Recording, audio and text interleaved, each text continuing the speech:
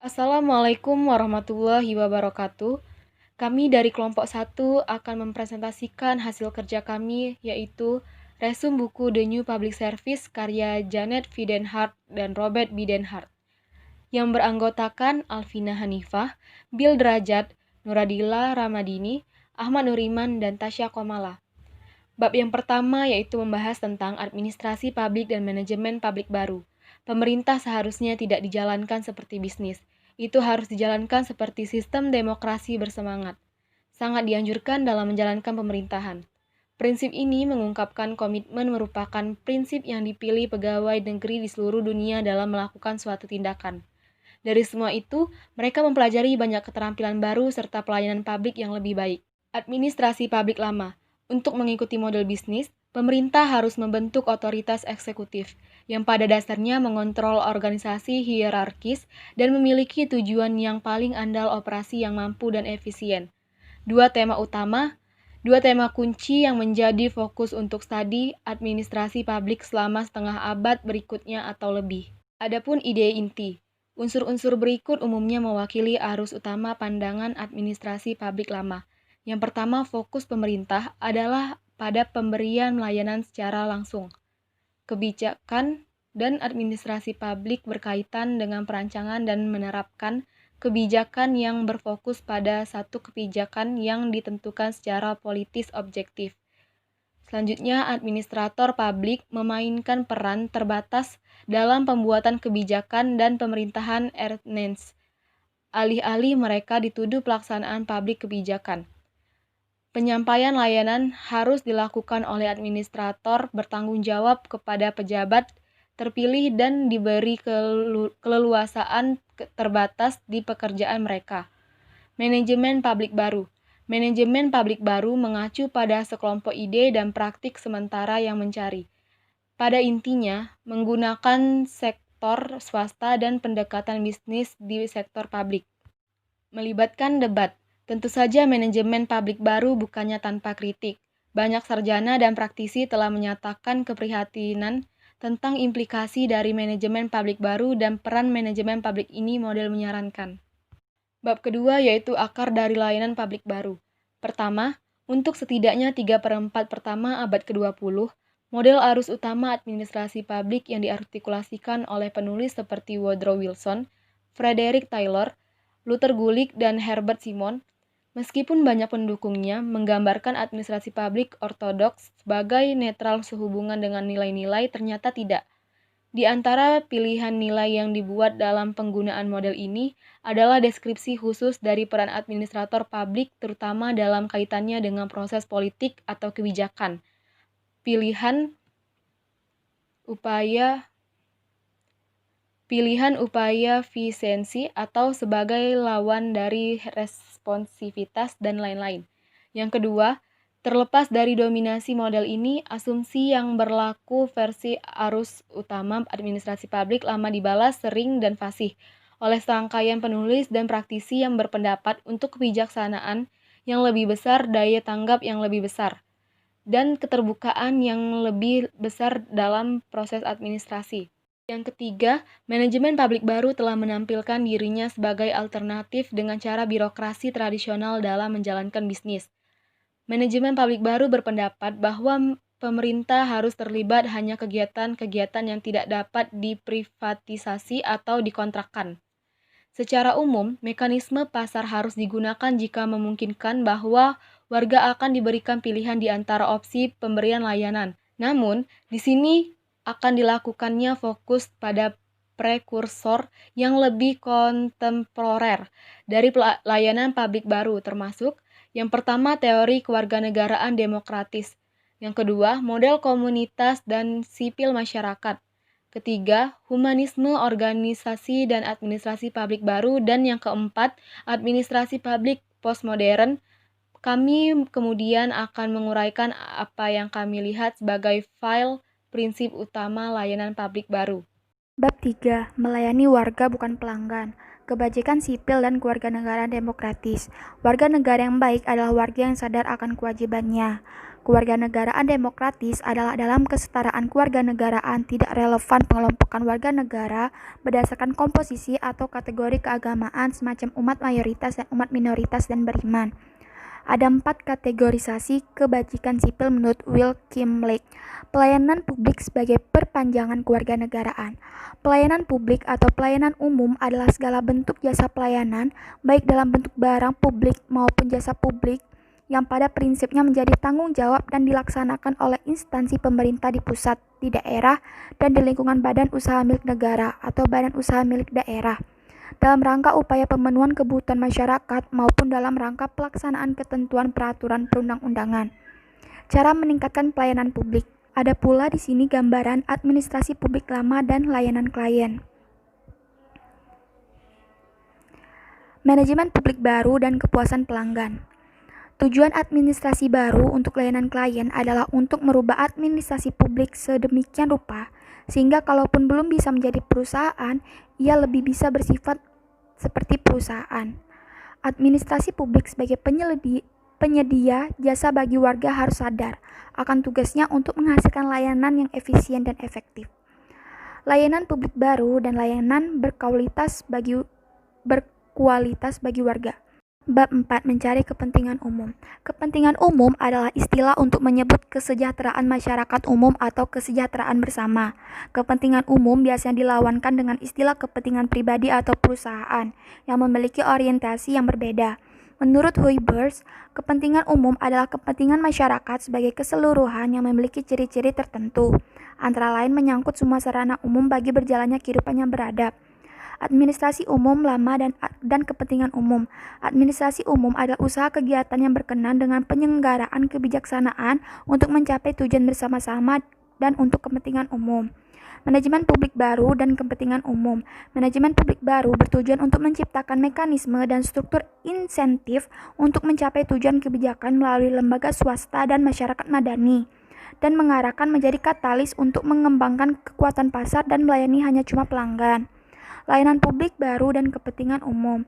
Layanan publik baru bertujuan untuk melayani, melakukan negosiasi dan pelayanan beragam kepentingan masyarakat, membangun koalisi dan kerjasama lembaga pemerintah, swasta dan masyarakat madani untuk memenuhi kebutuhan yang telah disepakati bersama dan melayani seluruh warga negara. Bab 5. Nilai kewarganegaraan berakhir kewiraswastaan. Administrasi publik lama dan peran administrator. Pada administrasi publik lama, terpilih pemimpin politik ditugasi membuat kebijakan dan administrator bertugas melaksanakan kebijakan. Administrator juga enggan terlibat dalam proses kebijakan karena mereka tidak jelas tentang hubungan mereka dan para pemimpin terpilih. Peran administrator hanya berkaitan dengan implementasi.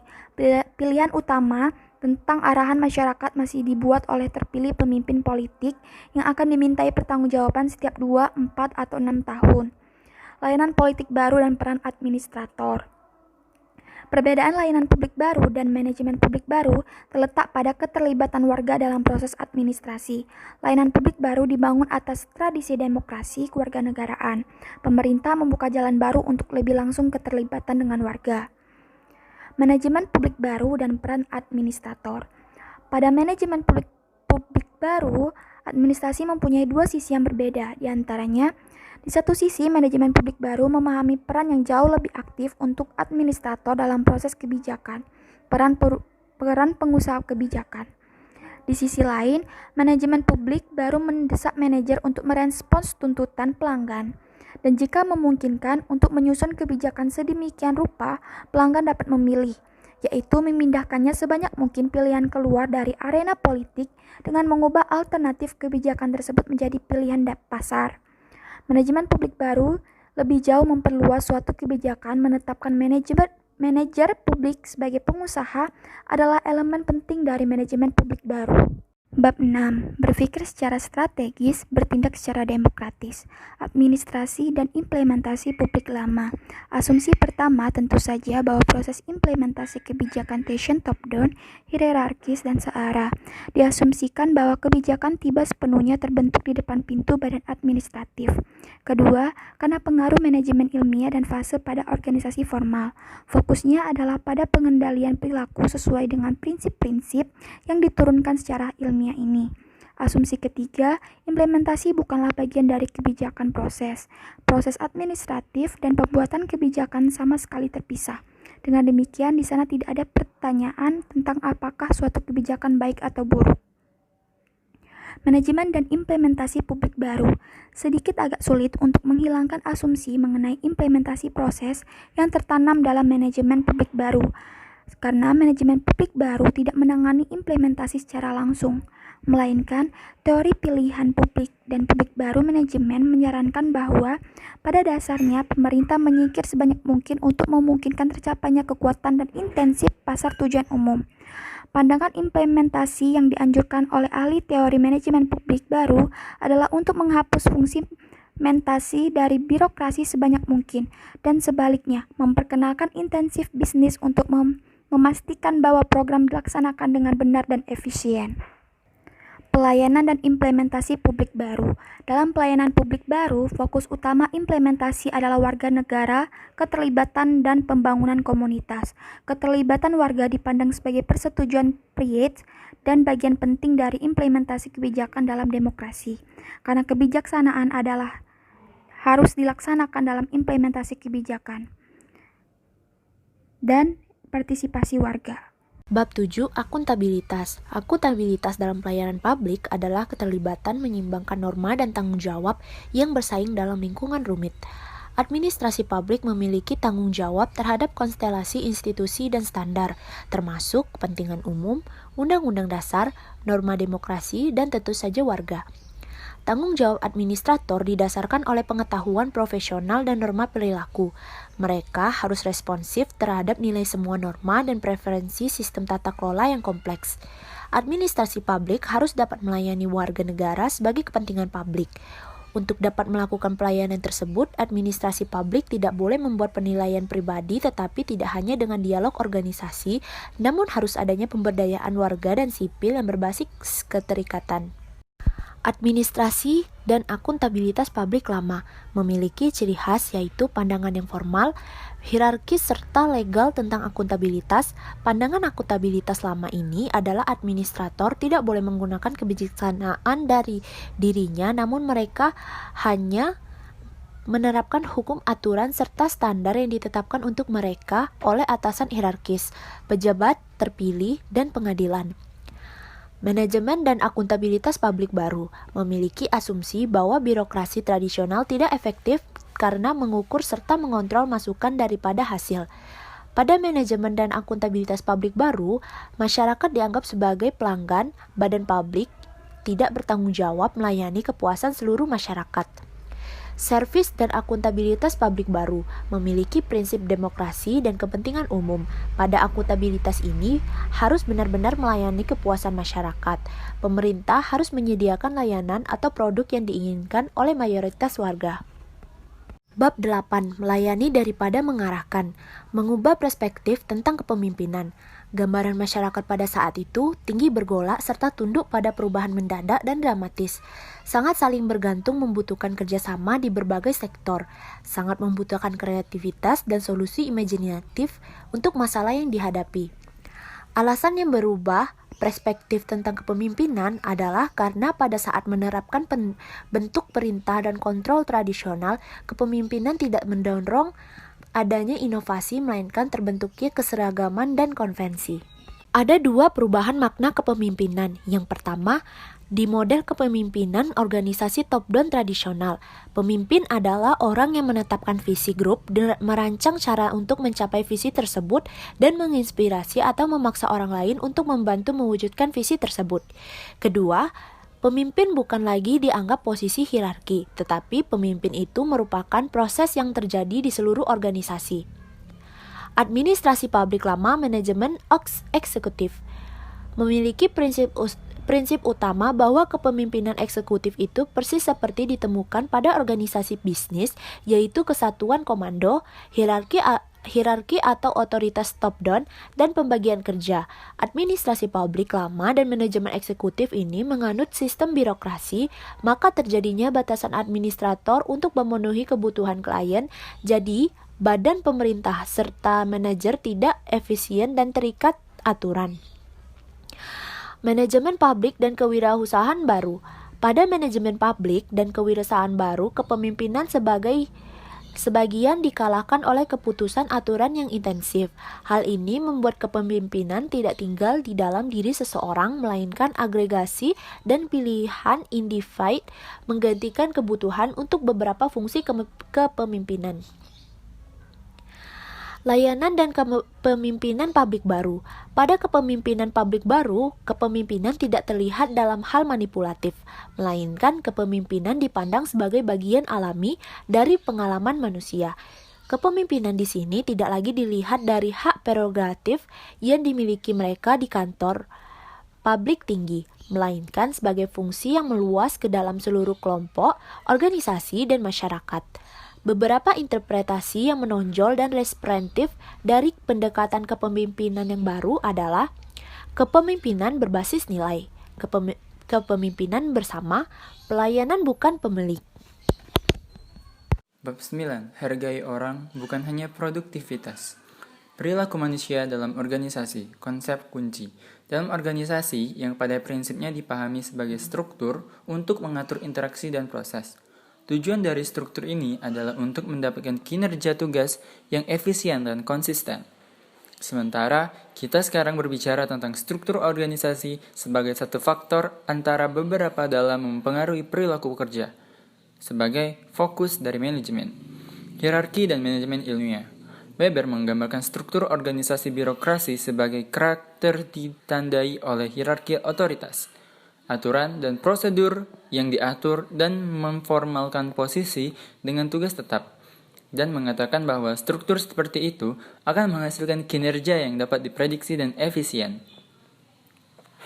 Faktor manusia. Hubungan manusia, tidak termasuk pekerjaan hubungan dengan peneliti, mempengaruhi perilaku pekerja. Karena itu, model baru diperlukan untuk menjelaskan perilaku pekerja, kelompok budaya, dan administrasi demokratis. Pada teori ini menyarankan bahwa manusia itu sosial dan siap membentuk kelompok baik dari dalam maupun luar organisasi. Sejalan dengan itu, kelompok kerja baik formal maupun informal membentuk suatu normatif konteks perilaku kita dalam suatu organisasi.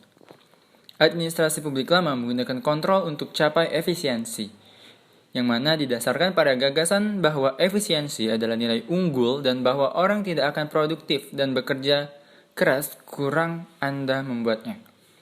Manajemen publik baru menggunakan insentif untuk mencapai produktivitas. Teori pilihan publik didasarkan pada sejumlah hal penting, asumsi tentang perilaku orang, dan cara terbaik mengelolanya perilaku untuk mencapai tujuan kebijakan publik. Kontrak ini diperlukan karena meskipun karyawan atau agen bertindak atas nama eksekutif, tujuan dan sasaran mereka berbeda. Layanan publik baru menghormati cita-cita layanan publik. Manajemen publik baru memiliki pandangan yang berbeda, akan tetapi tidak lebih dapat dipercaya orang-orang. Bab 10. Layanan publik baru beraksi. Mendengarkan kota, pembangunan kembali ke New York. Salah satu contoh ketertiban warga yang paling terkenal dan mungkin paling pedih mengikut serangan 9 November di World Trade Center atau WTC di New York.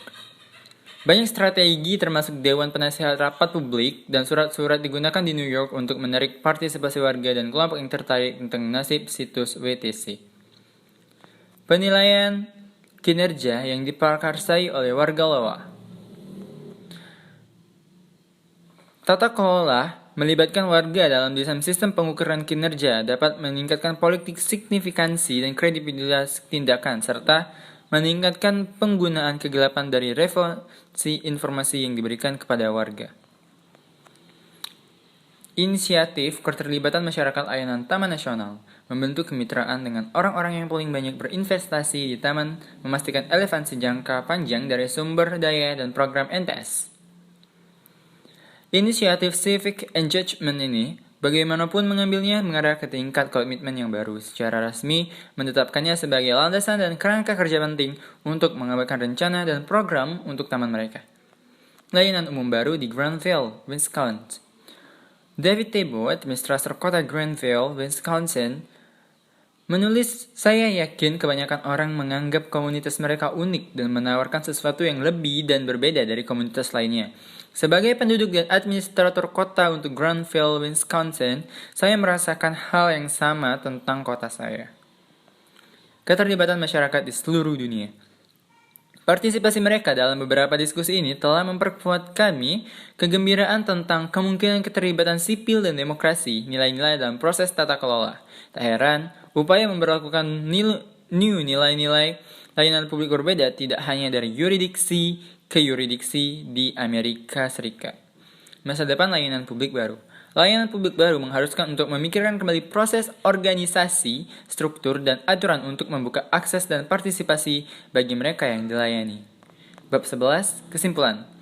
Prinsip-prinsip yang dibahas memfokuskan kepada cita-cita demokrasi dan kepentingan umum, kewarganegaraan, dan martabat manusia dari layanan dan komitmen sebagai dasar dari semua yang mereka lakukan. Pada bab penutup, bahwa Denhart mengatakan konsep sentral dan paling mendasar dalam pandangan tradisional manajemen adalah gagasan untuk kepentingan pribadi. Dia menunjukkan bahwa administrasi publik mendekati aliran manajemen dari asumsi kepentingan pribadi. Apakah gaji dan kinerja, motivasi dan kendali, dan komunikasi serta konflik. Sistem demokrasi adalah cara terpenting dalam cara berpikir tentang sistem pemerintahan, namun nilai-nilai efisiensi dan produktivitas tidak boleh hilang, tetapi harus ditempatkan pemerintah pada konteks yang lebih luas dari demokrasi, komunitas, dan kepentingan umum. Pemerintah kita merupakan milik kita dan kita pun memiliki tanggung jawab di dalamnya. Adanya perwakilan dari kita yang menjalankan tanggung jawab yang bekerja dengan pemerintah guna untuk memberikan pelayanan untuk memenuhi kepuasan rakyat. Demikian presentasi dari kelompok kami. Kami minta maaf apabila ada kata-kata yang salah. Kepada Allah kami mohon ampun. Kami akhiri. Wassalamualaikum warahmatullahi wabarakatuh.